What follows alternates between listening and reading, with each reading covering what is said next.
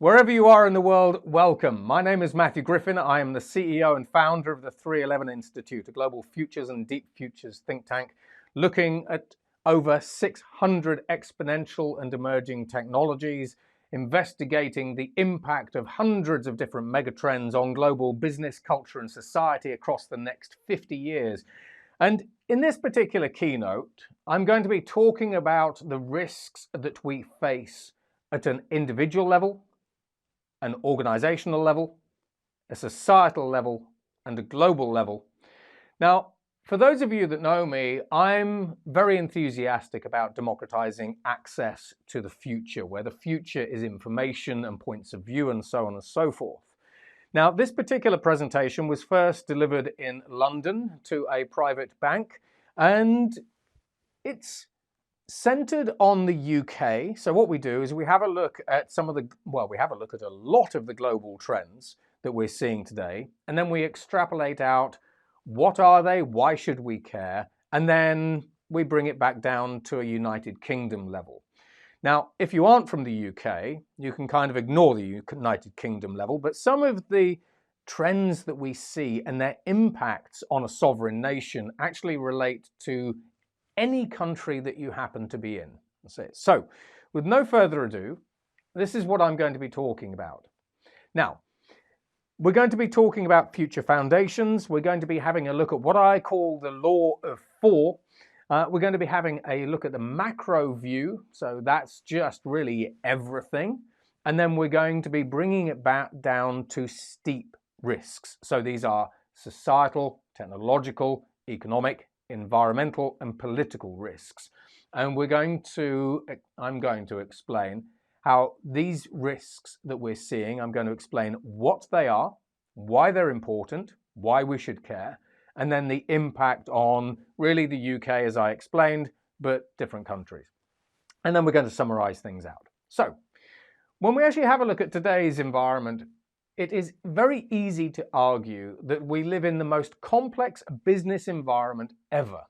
We have high rates of inflation, we have supply chain crunches, we're coming off the back of a pandemic, we have war, we have increased political activism, we have the increasing rise basically of a bipolar and then eventually multipolar world, which is creating its own economic and political and cultural tensions and so on and so forth.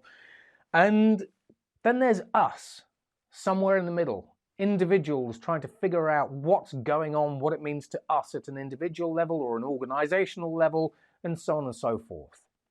That's what I'm here for. Now, when we have a look at all the trends and all the technologies that I'm going to be talking about, I make all of these freely available to you. So if you scan this particular QR code, it will take you to the 311institute.com website.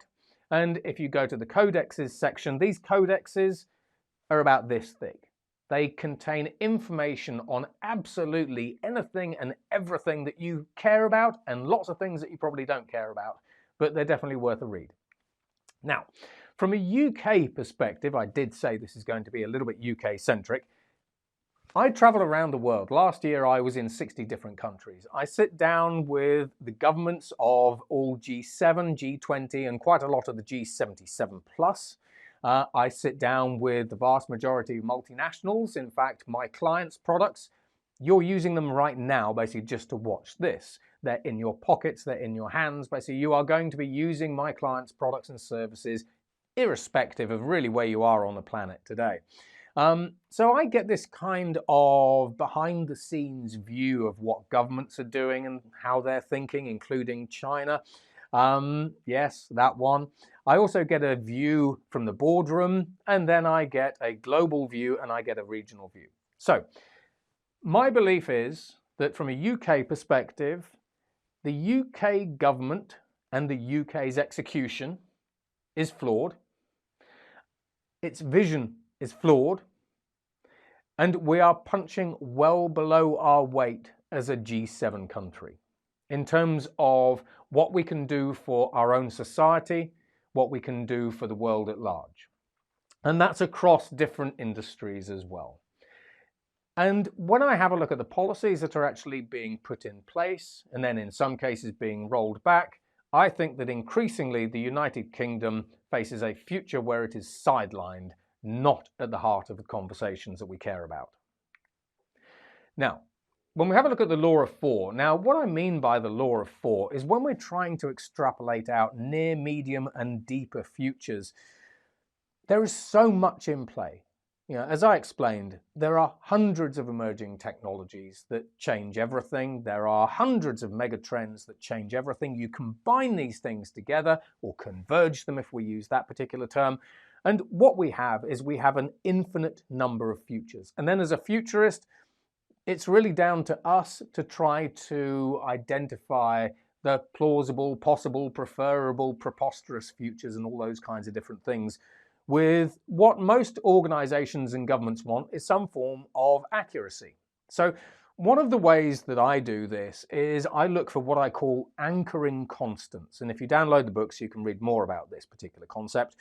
But when we actually have a look at the economy, irrespective of how the economy is actually grown, we know that the general purpose, the constant, whether it's today or 100 years into the future of the economy, is we want to acquire resources, we need competition, so we need to compete, and it's generally me versus you for whatever I'm up to, and we need to create revenues and we need to generate profit. So from an economy perspective, whether it's humans at the helm of companies or whether it's artificial intelligence driving companies, we know that in 100 years' time, companies will be driven to create profit, etc. So hopefully you sort of get the idea. Now, when we have a look at things from an ecological perspective, we know that nature itself is very adaptable. Increasingly, nature will find balance. So it doesn't really matter what we do to the planet, whether we heat it up, cool it down, etc., etc. Nature itself will always try to find balance, unlike humans. And then we have the laws of natural selection, where as the environment around us changes, nature selects what animals go where through natural evolution. Then we have humans. Now, there are a lot of constants with humans, but we're adaptable. Basically, we're emotional. So, for example, if we have a political leader in another country that gets incredibly cross, basically, at somebody, then we understand that that particular emotion will probably reflect negatively in the policies that he or she actually create, and so on and so forth. But we also have self-preservation. And then we have things like values, and we have lots of different constants when we come to humans, such as needs and wants, consumerism, etc. And then technology. Increasingly, technology basically is trying to automate things by being increasingly efficient.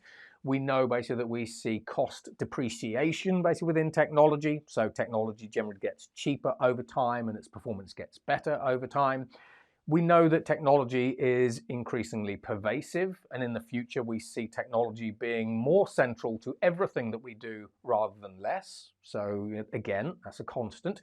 But it's also increasingly super-exponential. Now, when we talk about exponential technologies, we often think about things like Moore's law, where there is a doubling in computer power every 18 months. Now, that's coming under stress. But what we mean by super-exponential is when we have a look at artificial intelligence, recent developments in artificial intelligence haven't been doubling, for example, every year. They've been quintupling every couple of days. So we are moving from kind of exponential squared to exponential cubed and all those different things. So this is what I mean when we have a look at technology. Technology is in some cases is becoming super exponential, because frankly there is no actual word to really describe what happens when something goes more than exponential. We call them exponents basically in maths. It just doesn't sound as much fun. Now, when we have a look at the macro view of the world, firstly, we actually have three real worlds. We also have three kinds of economy. We have the physical economy, we have the digital economy, and we have the virtual economy. Now, when we have a look at the physical economy, that is where Adidas, for example, can sell you a sneaker. When we have a look at the digital economy, that's where Adidas, again, for example, sell you a Runtastic running subscription. And when we have a look at the virtual economy, This is where Adidas sell you a virtual sneaker that you can wear in your virtual environments, so virtual reality environments and so on and so forth. Now, I see these all as being distinctly different. Virtual isn't digital. Digital isn't obviously physical. So that means that from an entrepreneur's perspective, but also from a global perspective and a government point of view, we should really be thinking about how we maximize our opportunities in the physical, digital, and virtual spaces. Because in Adidas's case, they've gone from being able to sell you one product to three. And it's actually a lot more than three, but you kind of get the idea. I've just tripled your market opportunity. And when we have a look at the virtual space, that's estimated to be a $12 trillion opportunity as it is anyway. And all of these contribute to global GDP growth, which by 2050 we think will have doubled. And 80% of that global GDP we estimate will be coming from about 32 different countries. Now, we also need to be very careful when we think about global mega trends. We need to be very careful about our own inherent biases. Now, as someone who lives in the United Kingdom, I look out into the world, and as we see the rise of the bipolar world, where we used to have America calling all the shots, but increasingly China basically is sort of muscling in, as its economy grows and as it finds its, shall we say, voice on the global stage. From a Western perspective, we can actually look at the world and think the world is splitting. But actually, if you're in India, in the BRICS, for example, or Saudi Arabia, or China, or even Russia, or South Africa, you might have a different view because you don't see the world splitting. You see the world regrouping. And it's these kinds of cultural nuances, basically, that I feel are very important when we're actually trying to do our best to understand how different things and different systems change. But when we actually have a look at this splitting world, if I use the Western vantage point, then we're actually increasingly seeing a world that is splitting along cultural lines, economic lines, in terms of we see new payment rails coming through, we see new digital currencies coming through with the likes of the BRICS, which leads to things like de-dollarization, which we'll get to. We see political splitting. So, for example, we see quite a lot of authoritarian regimes actually clumping together. We see democratic regimes clumping together. So we have a political splitting. And then we have a technological splitting, because in the case, for example, of China, they understood that one of the things that made America great from a GDP perspective and from a stature perspective was technology. Now, it's all very well to develop technology, but actually, if you really want to be in the driving seat, you need to develop the technology standards, which is why when we have a look at things like the IEEE consortiums and a lot of the international technology standards bodies, we see a lot more people coming from China to actually sit on those boards and those bodies. So there's a lot of splitting happening. And then, of course, the internet itself is splitting. So are we splitting or are we regrouping? What's your point of view? Now, when we have a look at economic risks, there are substantial economic risks at a global level and actually at a national level. Now, when we have a look at wealth, at the moment, the headline cost of living from an inflation perspective globally is 6.9%. Now, within that, we've actually got a range. We have some countries in Africa that are actually experiencing deflation. So they see -11. So these are countries like Guinea, for example. But then we see other countries that are experiencing inflation rates of 204%. And the fact of the matter is, when you actually have a look at the cost of living from an inflationary perspective, it's at a global level, it's never been higher. Now, on the one hand, what does this mean? So it means that people actually have less disposable income and they have less spending power. And that applies to any country basically that you're in. But obviously, again, we're being a little bit more UK-centric with the next sort of piece. And in the UK, this means that for the past 2 years in a row, we have seen our living standards falling by 5% per year. It's never happened before. And a consequence of that is that we see a lot more strikes. So one of my clients basically is KPMG, and they track the number of strikes and protests around the world. And actually, when you have a look at the UK, it's kind of like very few strikes, and then all of a sudden in 2023, it goes like that. I think basically they charted something like almost 2,500 different strike activities basically in the UK in 2023. So a high cost of living means that we see more social unrest, we see living standards falling, and we see a pressure on disposable incomes. Now, when we have a look at global debt levels, basically thanks to the pandemic, where a lot of governments basically were having to borrow heavily in order to support themselves and their economies, public sector debt now stands at an all-time high of $120 trillion. The United States accounts for about $32 trillion of that. They're one of the most heavily indebted countries on the planet.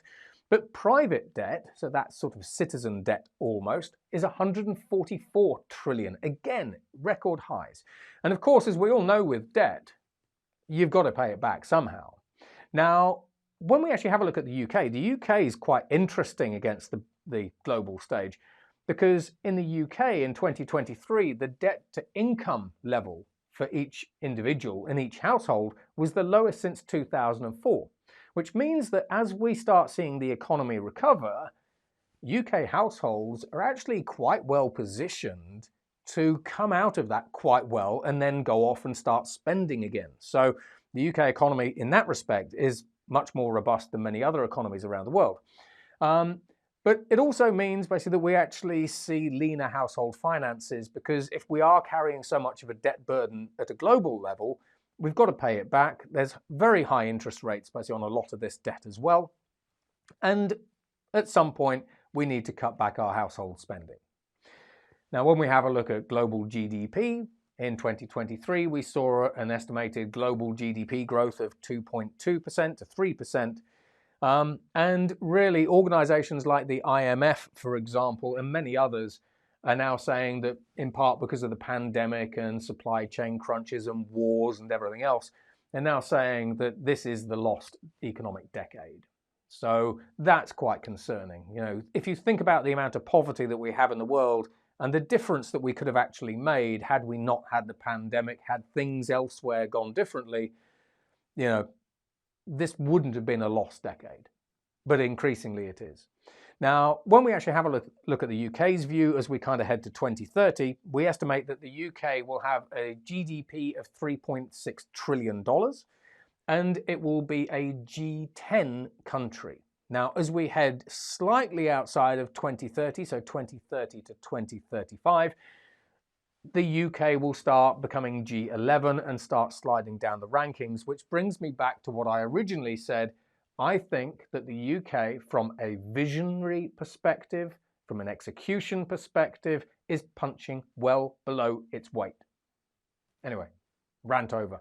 Now, from a UK perspective, what we've been trying to do at a government level is focus on digital, so growing digital industries. These are typically service industries and so on and so forth, but also green growth. Now, Rishi Sunak recently reversed quite a lot of his green promises.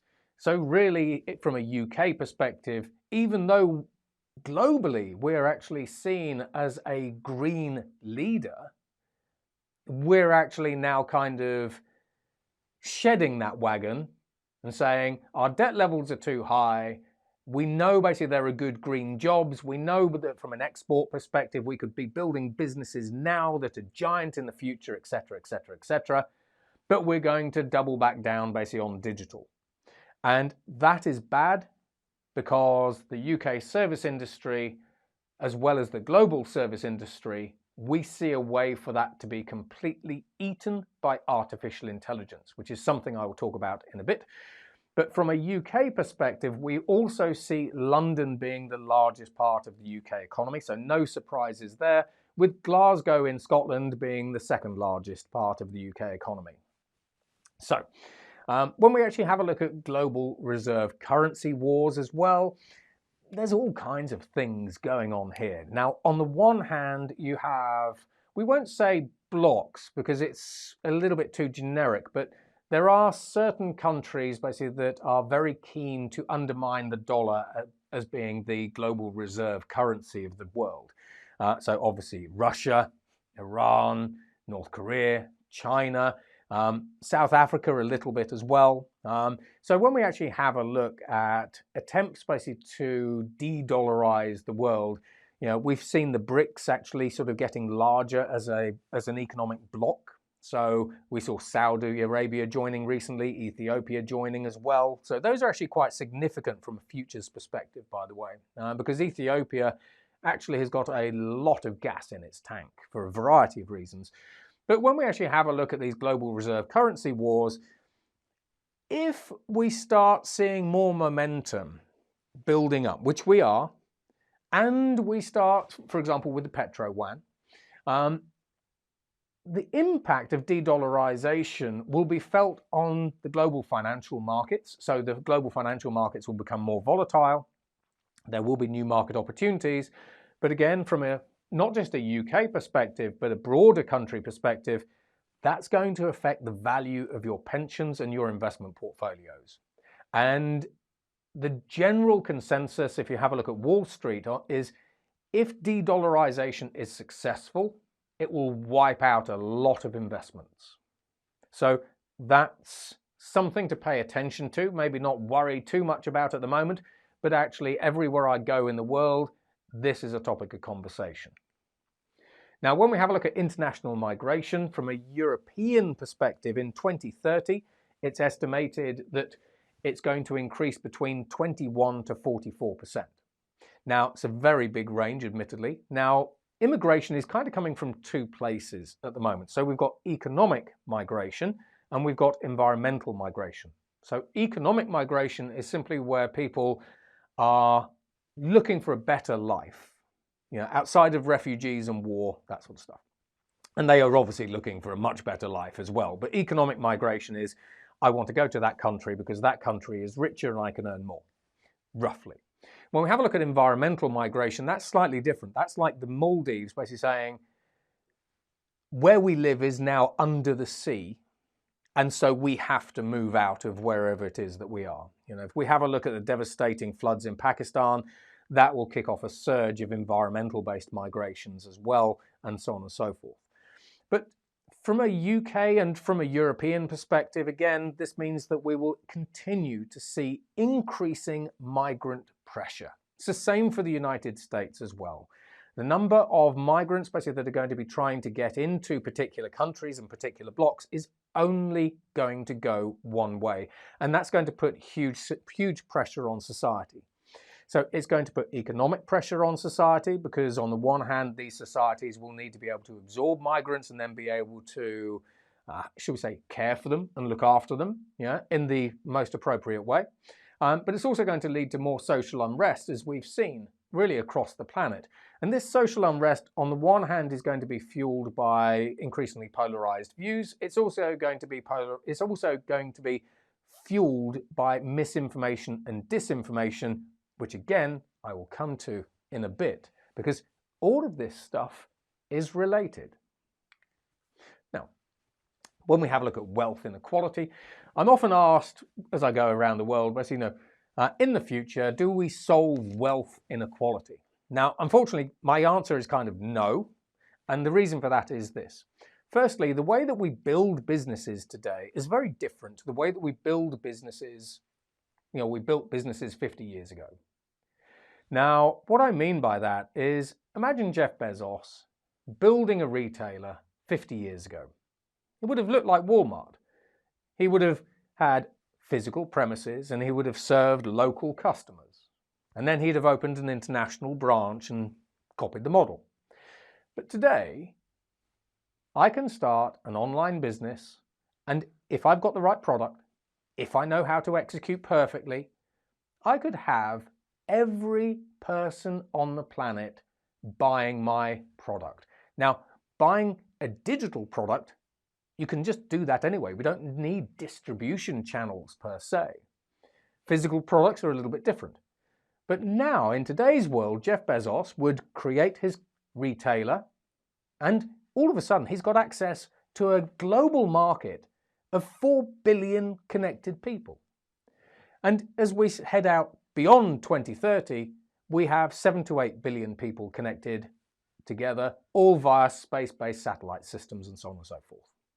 So this then means that if you take an individual like Jeff Bezos, in the past, he could have serviced his local community, and he'd have got, say, 1% of all their earnings. Now, I could get 1% of 4 billion people's earnings.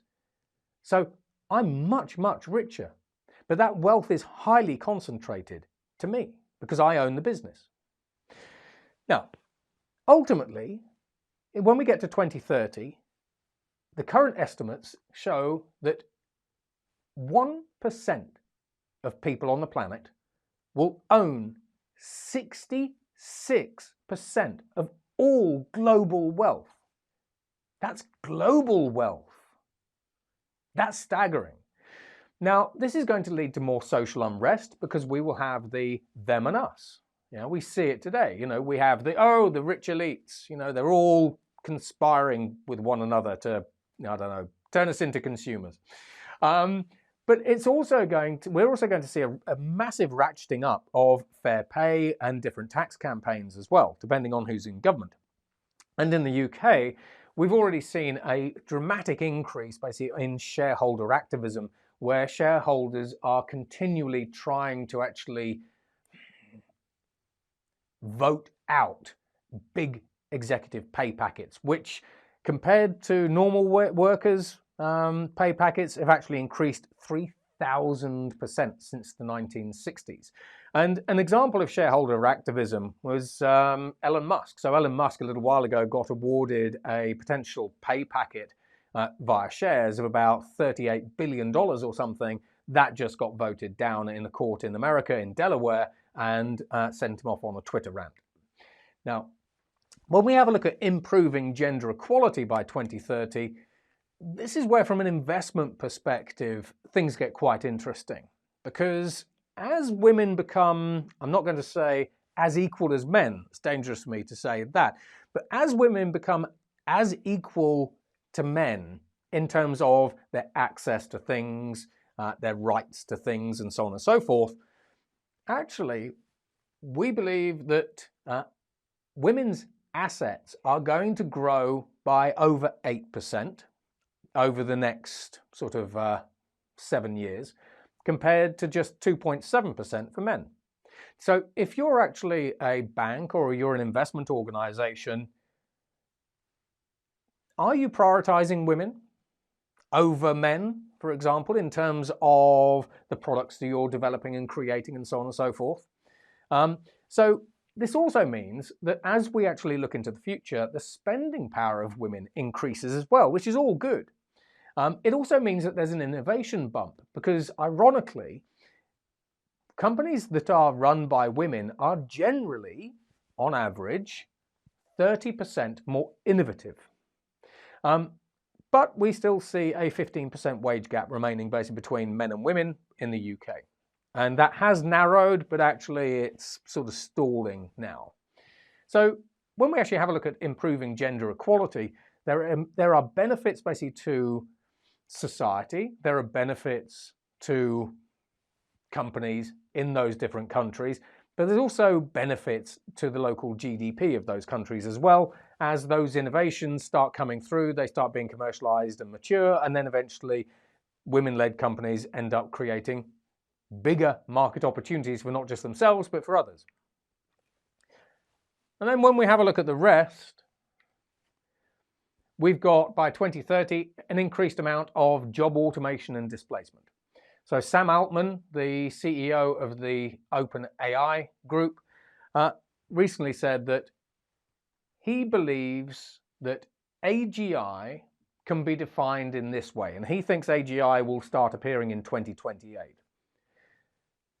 AGI is the point in time when artificial intelligence outperforms all humans at all economically valuable work. That's a bit worrying. Now, we have to implement and integrate basically these artificial intelligence technologies basically into company ICT and OT stacks, but nevertheless. Now, what this actually means is if you actually think about the areas of different economies that are employing people who do economically valuable work. So you can think of banks, you can think of law firms, advisory and consulting organizations, high-tech and deep-tech firms. So companies that are making artificial intelligence models, basically companies that are doing software development and generally driving digitization, as we saw earlier. For example, that's the services industry. So as Sam Altman and his buddies create increasingly powerful artificial intelligences that are able to outperform all humans at economically valuable work, what happens to the UK, but then also global services industry? And then is that services industry then just a pawn of American big tech? Does America benefit? Does America suck up all of the dollars from the rest of the world? And when we have a look at AI, other impacts, especially in the UK, include wage depression. Now, what we mean by this is, people get upset about their wages naturally, but this is actually different. Now, for example, my son actually wrote a book using artificial intelligence, and we created lots of images for it using Midjourney. But because we used an artificial intelligence to generate the images, we didn't have to use a human. Now, if we had used a human, I estimate that we'd have had to pay them for what we did about £12,000. However, if we had used a human, I could have said, I want 5 images, and the gig economy worker on Fiverr might have said, well, for 5 images, I'll charge you £500. Now, what we mean by wage depression is this. I would have been able to go back to that gig economy worker and say, well, I can produce 100 images for $20 using Midjourney. I want a better price. And if I'd actually used the human gig economy worker, he might not have been able to charge me £500. He might have had to have charged me 100. So that's what we talk about when we talk about wage depression. But we also see wage flattening. Now, what we mean by this is we see pay scales being flattened as well.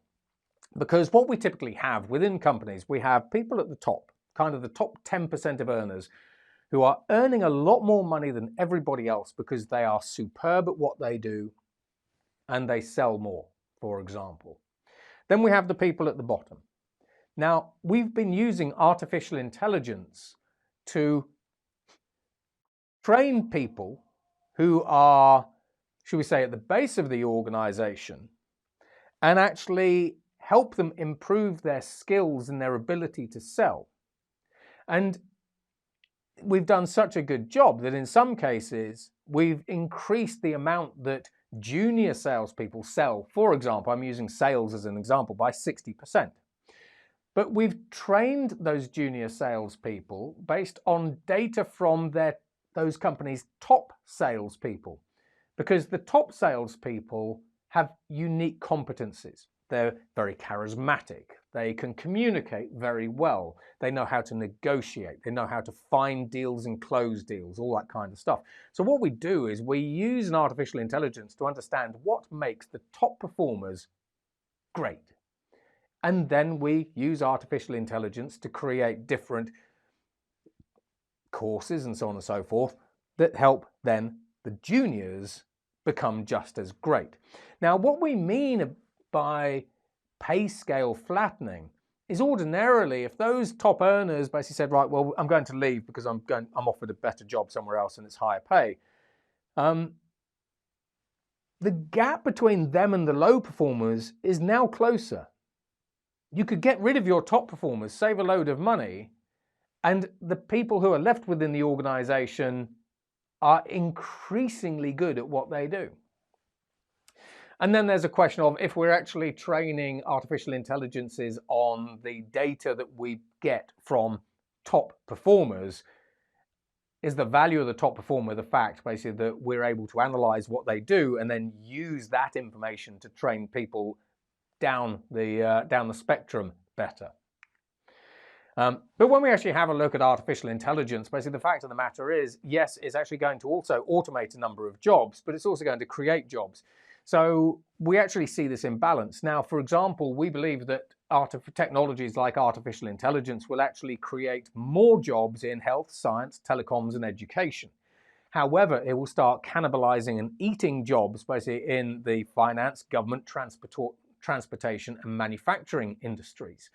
Now, again, some of these are service industries, especially the finance industry. So when we actually have a look at the impact that automation will actually have on, shall we say, the global workforce, it's not as straight-laced as automating a job. Inevitably, basically, we're displacing some, and then those are being moved. Other ones are being moved and created. Now, when we have a look at environmental risk, climate change, we have hit 1.4 degrees Celsius of warming. I was one of the keynote speakers at COP28, and frankly, we will blow past 1.5 C. We will probably blow past 2 degrees C. And in 2023 was the hottest and wettest year on record.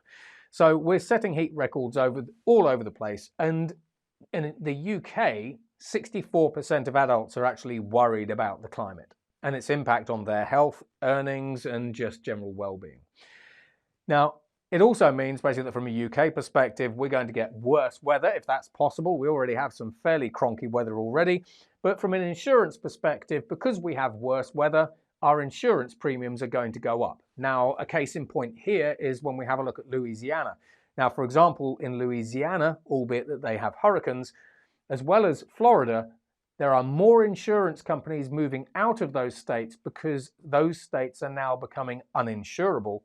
But in Louisiana, for example, some house premiums have actually gone up by 100% and more. In some cases, they've gone up by 500%, particularly if you live in the coastal regions. So as we get worse weather, from a bottom line, from an individual's bottom line, we're going to be paying much more in increased premiums, insurance premiums. When we have a look at environmental degradation, 40% basically of the Earth is now degraded. 3.2 billion people on the planet are affected by poor soil and planetary degradation. In the UK, 17% of our soil is degraded, and we believe that we have 100 harvests left. And that also carries things like mental and physical health impacts, because if we are growing crops in soil that is increasingly degraded, that lacks the nutrients and minerals that we actually need for our own bodies that we'd normally get from plants and crops and so on and so forth, then that has a significant health impact. Now, when we have a look at food production, weather and pests, generally 40 to 50% of all of the world's crops are destroyed by extreme weather, so droughts, floods, that kind of thing, and pests, because pests love a warm, wet world. Now, from a UK perspective, when we have a look at statistics from DEFRA, we're actually seeing a decreasing crop yields of 10%. So despite the fact that we can create crops with higher yields, so genetically modified crops, for example, with higher yields, overall in the UK, crop yields, typically from things like barley, wheat, that kind of stuff, have actually fallen by 10%. And that leads to more food insecurity. It also then leads to higher food prices, and it leads to poorer health because there is less food available, and then there is less nutritious food available for a growing population. When we have a look at the health impacts of things like heat, for example, every year we're now seeing 5 million people die from heat, excess heat. We see roughly about 7 to 8 million people dying every year from air pollution. And then from a global productivity perspective, it's estimated that climate change and all these different things, so air pollution, increased heat, that sort of stuff, is actually reducing global productivity by 2%. And these figures basically come from organizations like the World Health Organization and so on and so forth. Now, from a UK perspective, the UK was hotter last year than in any year before it, on aggregate. We saw 3,271 excess deaths from heat. We saw increased levels of suicide. Pandemics are 3 times more likely in this environment, in these different slides that I've talked through. And it's also believed, basically based on government figures, that over 9 million working hours were lost because it was just too hot to work. Now, when we have a look at the rest, the other things, the cost of climate resilience, basically when we get to 2030, is estimated to be 4.3 trillion per year in terms of the investment needed to protect our cities and societies, basically from the ravages of climate change and extreme weather and sea level rises and everything else. Now, when we actually have a look at that from a UK impact, at the moment, we need to spend about 1.1% of UK GDP on, should we say, resilient infrastructure, climate resilience, and climate resilient initiatives. Easy for me to say. But by 2050, it's estimated that with current trajectories, we're going to have to spend 3.3% of UK GDP on climate resilience. That's obviously going to have a significant impact on agriculture, health, and real estate.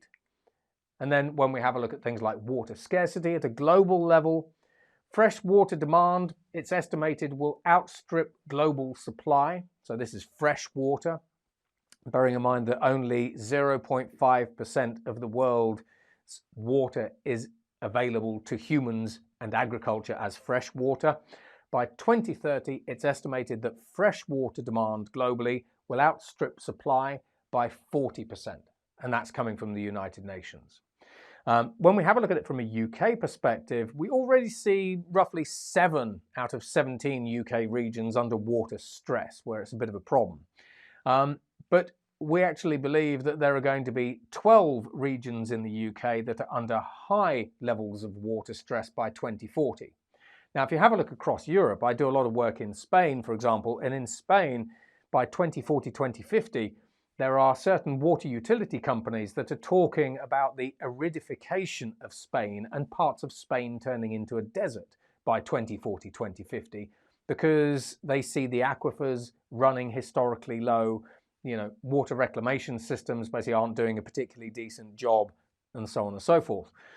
But also from a UK perspective, if we have more regions of the UK under high levels of water stress in the future, then the UK government, and any government, will need to spend much more money investing in water-based infrastructure. Now, in China, for example, they've been investing billions in projects to actually take water from northern China to southern China and then back again.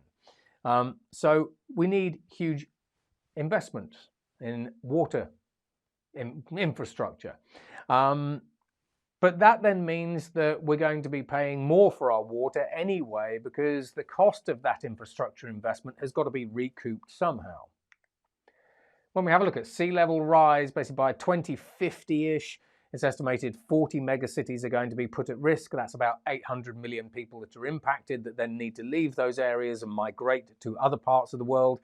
In the UK, increased sea levels by 2050 mean that 1 in 6 properties are at flood risk, and we think that 200,000 properties are actually going to be underwater in terms of gone.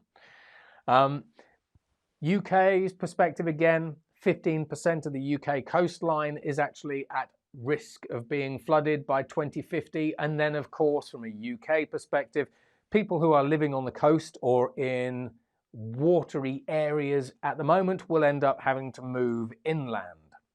So we will actually again see quite a lot of societal displacement. When we have a look at political risks, where do we want to go with this one? We increasingly see the rise of a multipolar world. We see the rise of China, India, the BRICS, the global south as well. And when we have a look at the BRICS represent about 45% of all the world's GDP and about the same amount of the world's consumers.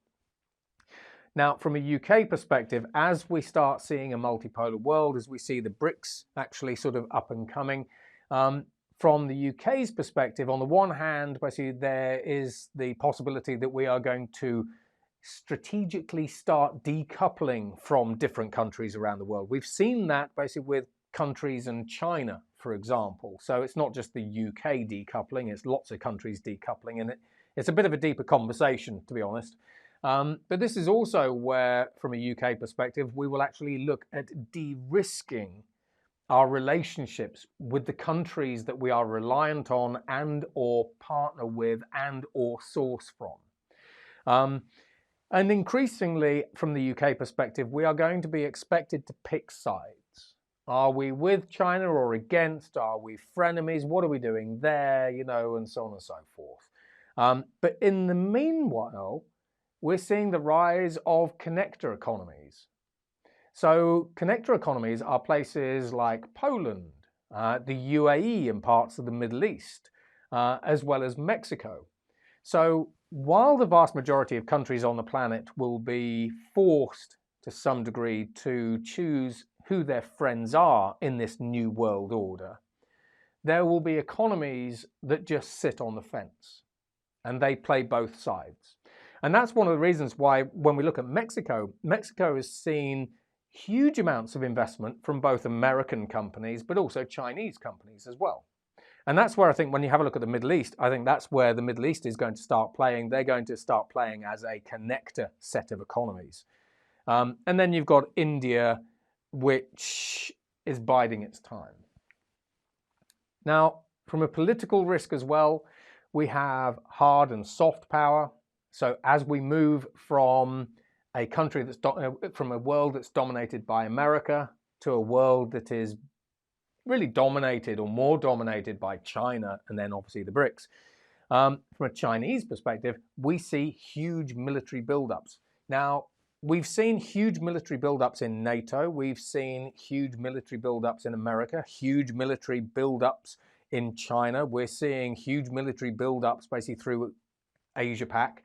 Japan basically is doing a huge military buildup as well. The fact of the matter is that when you start moving from one global status quo to another, so from a hegemony to a multipolar world, you end up with tensions because the old world order doesn't want to give up without a fight, hopefully a metaphorical fight. So this is where we're seeing military buildups around the world and huge numbers of territorial tensions. And this is whether it's India and China, whether it's China and the South China Sea, basically, I mean, you name it. We also have soft power plays. Now, I think soft power plays are highly underrated. China is very good at soft power plays. Russia used to be very good at soft power plays. And what we mean by this, and every country does a soft power play, you know, what we mean by soft power plays is I find ways to gently encourage you to be my friend, or at least not my enemy. Now, when we have a look at soft power plays, there are people that look at the Chinese Belt and Road Initiative, which is a $1 to $2 trillion project. The European Union have announced their own sort of $500 billion Belt and Road Initiative, which is predominantly focused on Africa. An example of a soft power play is I give you money to build a port, and because I've given you money to build a port, I would expect you to take my technology stack. So Chinese 5G, not Western 5G, that kind of stuff. But also, when it comes to important votes in, for example, the United Nations Security Council or just the UN or elsewhere in the standards bodies, I certainly hope that I can count on your support. Soft power plays are massively underrated from a company perspective, a government perspective, and a global perspective. And the vast majority of politicians that I speak to don't see them kindly. Now, we're also seeing the world align ideologically.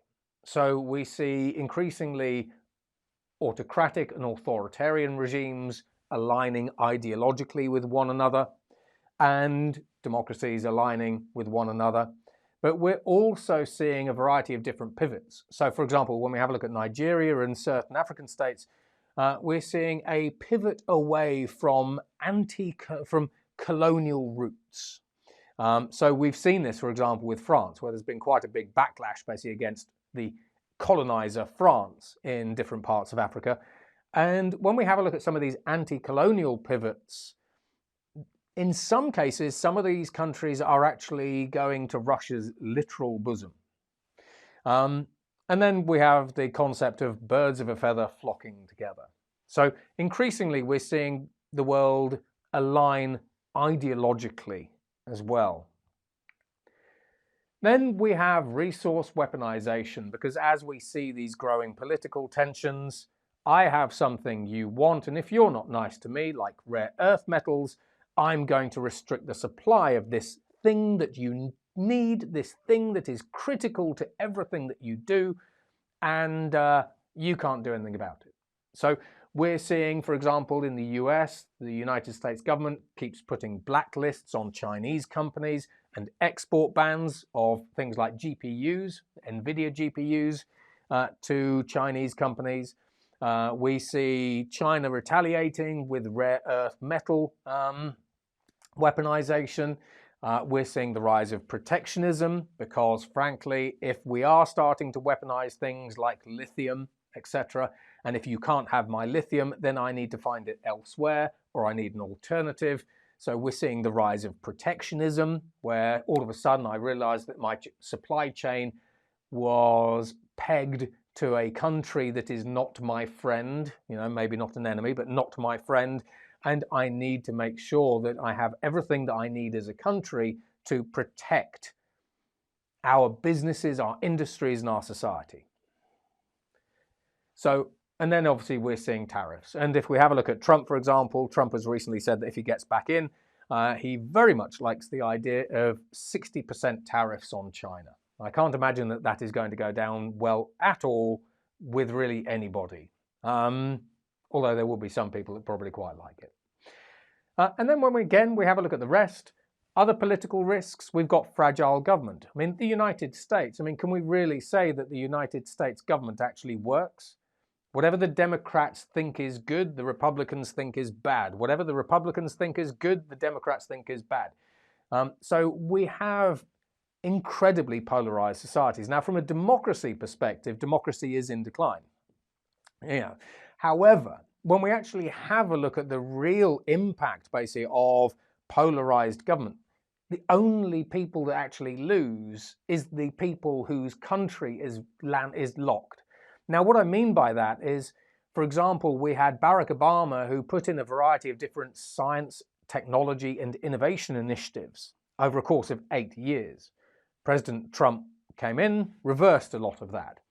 So by the end of President Trump's term, the US had lost almost 12 years worth of progress. That allowed China to catch up and actually overtake in quite a lot of different areas.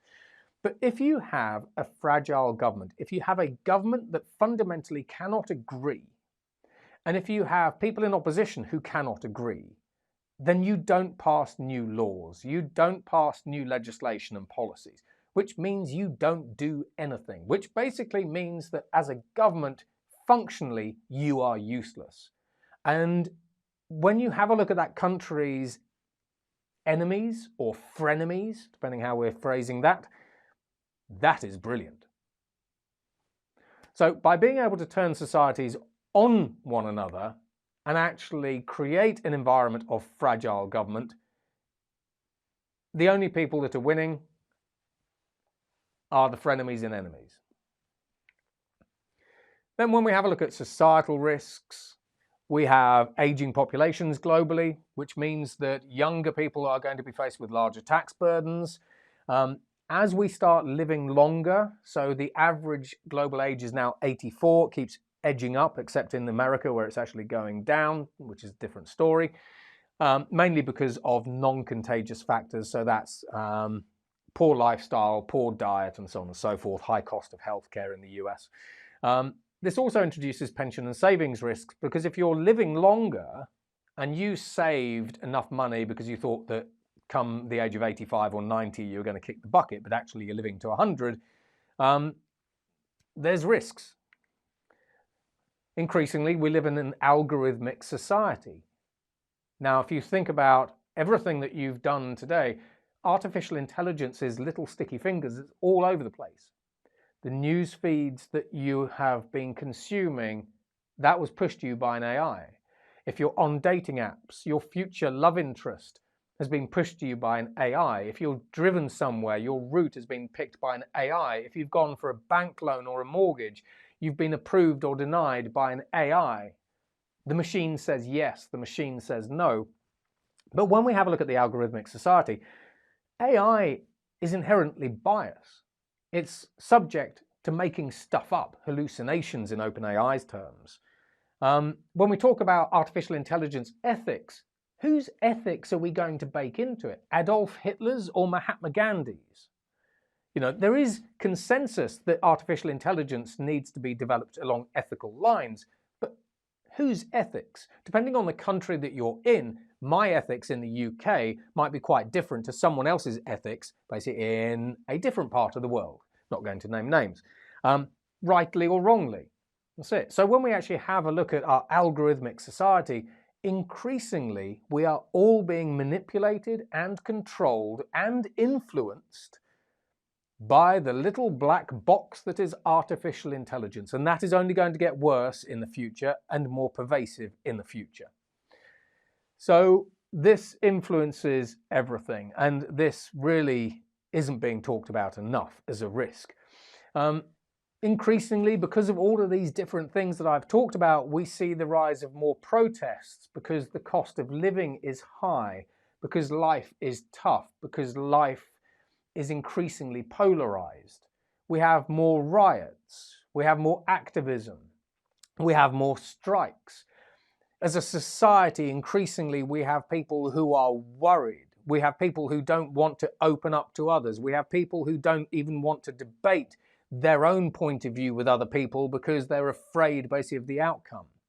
So societally, we are already in the place where children are much less likely to voice their own opinions and talk to their peers about those opinions for fear of being shot down. That is wrong. That is wrong on every level. And then when we have a look at weaponized societies, cognitive infrastructure attacks. So these are misinformation and disinformation campaigns, but what's been most interesting to me over the past year is that governments have actually, from a cyber perspective, given these campaigns a name, and they are saying now, for example, in the UK, that increasingly state-sponsored actors are attacking the cognitive infrastructure of the UK and other countries. And let's face it, we know this is the new battleground, because if I can manipulate the algorithms, and the Chinese are fantastic at manipulating algorithms, mainly from an e-commerce and retail perspective. It's a different conversation. You know, this is always can always be fairly highly fueled if not careful.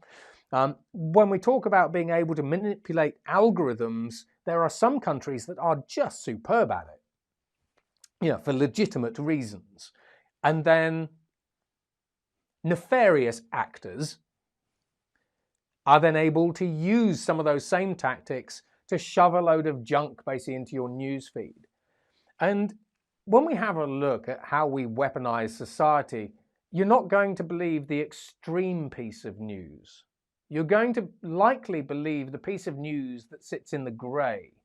For example, if I said to you, I've just seen news that President Trump has just married Kim Jong-il, of North Korea, basically you say, well, I think that's fake news. If I said to you, he's just launched a nuclear attack against North Korea, you go, well, that could be fake news. But if I said, I just heard that he's just moved the 7th Fleet basically off of the North Korean peninsula, you might believe that. So while that's one way to crash the South Korean stock market right there for you and tank Samsung stock, increasingly we are in a state of psychological warfare. The CIA call it PSYOPs. It's a 1940s tactic. It's been around basically for centuries, if not millennia. But increasingly, our increasingly digital and connected society is being weaponized and actually shoved back in our faces in ways that we just simply do not want. And if you're interested in this particular topic, then ping me so we can have conversations about countermeasures and how we actually try to minimize the impact of weaponized information.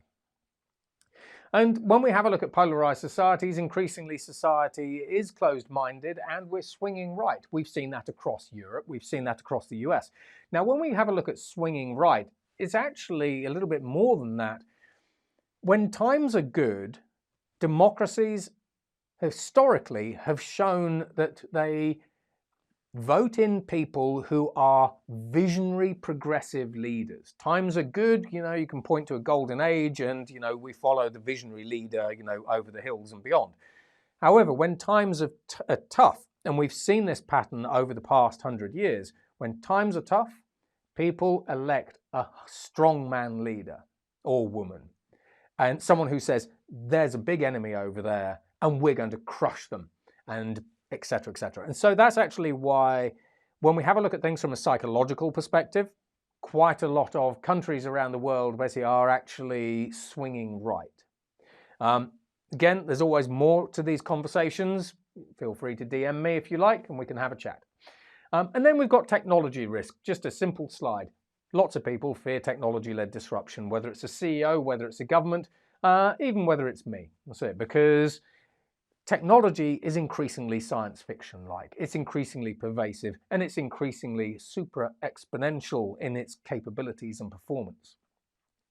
Now, when we have a look at AI and the cyber threat, the cost of attacking you, the cost of me developing malware, for example, and then launching an attack against you as an individual, a business, or a government is increasingly dropping to zero on everything. It's low cost to make malware and find and buy weaponized exploits now. It's low risk because, frankly, attribution in the cyberspace sucks. So the likelihood that you're going to find me is really low. And then even if you do find me, if I'm actually sitting in a country like Russia or different parts of Africa, you can't arrest me anyway because I'm out of your jurisdiction. So, I can stick two fingers up at you there. But it's also high reward because if it's costing me less to create an attack, less to run an attack, and the likelihood of being found and arrested and imprisoned is low, and I can get $1,000 from you. Or in one case, we saw a criminal using deepfake technology. They used deepfake video of a CEO on a conference call. This particular criminal then created a set of deepfakes for other people within this CFO's company. And on this call, the CEO of this company, deepfake bloke, said, transfer $250,000. And the CFO transferred the money. And we also saw another similar play using deepfakes that recently cost a Japanese company $250 million. So I can create deepfakes, I can do all kinds of different things. But anyway, this is a significant slide. We also estimate that at the moment, basically, that since 2018, the amount of revenues that serious organized crime have actually accrued from cyber-related attacks and activities is $1.2 trillion. That's up by $600 billion since 2018. It's a staggering amount. And we also estimate through tax receipts and sort of, different, Interpol, different tax authorities and everything else for a variety of different reasons, because this is hard to track. It's also estimated that serious organized crime at the moment as an industry is pulling in over $6 trillion. And last year alone, it's also believed that cybercrime influenced and impacted $7 trillion of the global economy. And cybercrime is just going to be doing this. So when we have a look, for example, at some stats from 2022, we saw 493 million ransomware attacks, for heaven's sake. We saw 5.5 billion malware attacks. I mean, these numbers are off the charts. JP Morgan every day gets 45 million attacks, they say, against their infrastructure. When you have a look at the UAE's National Security Agency says that the UAE government at the moment, to compare, is actually seeing about 50,000 attacks per day. That's it. So JP Morgan, way up here, UAE basically down here at the moment, which is better for the UAE, let's face it. But also, when we have a look at ransomware, the vast majority of insurance companies that I work with are saying they just won't insure it any longer, or they won't insure against it any longer, because it's increasingly easy to do, to pull off, basically, and the damage is too much. Yeah, when we have a look at quantum computing, so really this is when we get to 1,000-qubit quantum computer that has a high level of accuracy, which is really sort of 2028 to 2030. IBM's doing some good stuff here. It's estimated that 70% of all encryption will be completely useless. So if you imagine the encryption, the 256 AES encryption that your company's using, gone. And we can crack 4,096-bit encryption using a quantum computer in about 8 to 12 hours.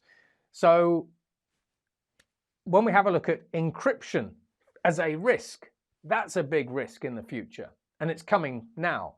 I've already said about this, we can use platforms like DarkBERT and DarkGPT. So if you think about OpenAI, but the evil versions, to create malware and exploits in minutes. So I just type into DarkBERT, which was trained on dark web data, create malware to attack Walmart or create whatever it is I'm up to attack something, and it'll do the code. And then it'll package it up, and then it'll also tell you how to go and execute it and go and do whatever it is that you want to do. When we have a look at AIs, we're seeing the rise of robo-hackers. So these are semi-autonomous or fully autonomous weaponized artificial intelligences that can scan millions of lines of code in a minute, identify an exploit or a vulnerability, and then go and attack it. And then we have poison data sets. So just by manipulating open source data sets, if I adjust a couple of pixels, for example, in pictures, not only can I get your artificial intelligence to do things that it shouldn't, I can also put backdoors into it, but I can also completely destroy it and make it useless. So as more and more companies around the world start using open source data sets and other data sets to train their artificial intelligences, what I'm increasingly seeing is it is easier than ever before to completely destroy and or render useless those artificial intelligence models. Then we come back to the algorithmic society, and those corrupted artificial intelligence models are deciding whether or not I can buy a car, get a mortgage, etc., etc. And then we have this. So a little while ago, Barracuda's email gateways suffered a tar file attack. So tar files are a kind of format. And people aren't really sure how this actually happened, but Barracuda's gateways were infected with malware, and Barracuda said to all of its customers, we advise you to eradicate all of the software from your gateways. Customers did a full reset, gateways came back up, malware was still there. Barracuda ended up having to advise its customers to basically put its email gateways into the bins because they were not able to get the malware off of their gateways even when those gateways were formatted. Because normally if you get a virus or whatever it happens to be, if you format everything, then you just reinstall everything and the systems come back up. This was the very first example that Krebs, for example, has actually seen of malware bricking hardware. Now imagine this in a smart city scenario. So I was in Saudi Arabia a little while ago. If you imagine this kind of thing, or this kind of capability against NEOM, I mean, you have a $500 billion set of bricks as opposed to a $500 billion city, or $500 billion smart city. So we are now at the end, thankfully, because my legs are giving out. When we have a look at the future is full of risks. There are lots of solutions to these different things, but this presentation has been specifically about tying global trends and then trying to understand what do these trends mean, not just to us, but what do these trends mean to one another? How do they directly relate to one another or indirectly influence one another? And then how do we figure out, what do we do? If this is all the information we get given, what does good look like? And I always say, when you're actually exploring the future, firstly, expand your horizons like you just have. So don't just look in your own swim lane or your own industry. Go broad. Explore. Explore the obvious things. Seek out the things that are not obvious. And then once you've found different things, different concepts, innovations, different technologies and trends that you're interested in, for whatever reason, experiment with them. And if you want to actually experiment, then you can download some of my strategic foresight codexes. So I've got 3 strategic foresight programs. One of them you can run in 60 minutes. Other ones, let's say, are how to basically build an entire company from scratch. So that's a bit of a monster. But again, if you go to the 311institute.com website, or you go to this little QR code here, you can download all kinds of goodies, all kinds of free books, free posters on everything that I've discussed here. So I hope you've enjoyed that. I know that was actually very involving. I know it was very long. That's it. But I hope you learned some new things. I hope it helped you see the world in a slightly different way. I hoped it opened your mind to thinking in new ways and the art of the possible.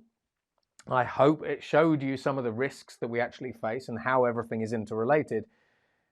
And if you are looking for solutions, just DM me. We do have solutions. Some are easier than others though. So anyway, that's it from me. Take care and goodbye.